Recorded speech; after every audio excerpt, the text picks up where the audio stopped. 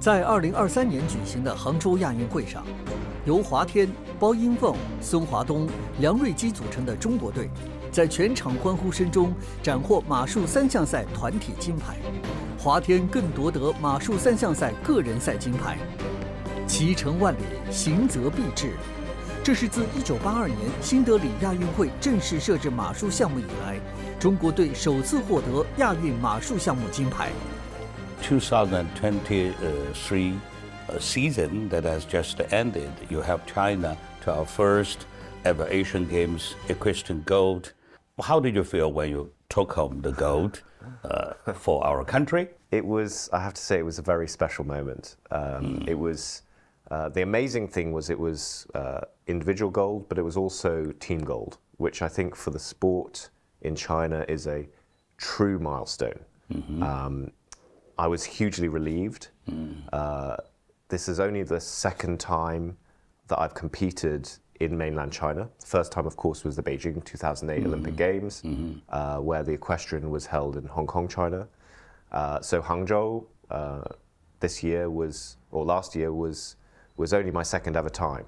And to be able to deliver that kind of result in front of a home crowd in such a beautiful facility in Tonglu, with such an amazing organization, it was really genuinely very special. I was very, very pleased and proud to share that moment with my teammates, with my supporters, with my horse owners, my Mazhu, and my very, very special horse, Hai Wang. So very, very happy. In 1995, at the age of 6, you moved to Hong Kong with your parents for systematic equestrian training. So why did your parents decide to ask you to focus on this area? So actually, I started to learn to ride when I was 4 in Beijing.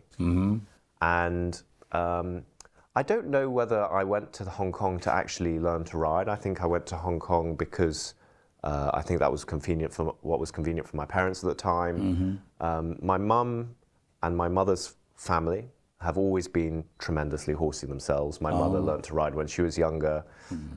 Horses have always been a huge influence on her.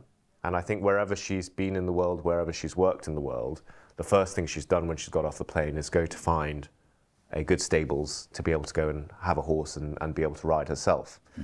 And so even as a baby, as a young child, I always spent time around the stables. I was like my mother's xiao ma gong. And so even when I was too young to ride, I was around the stables, taking in the smells, the sights, being comfortable around the horses.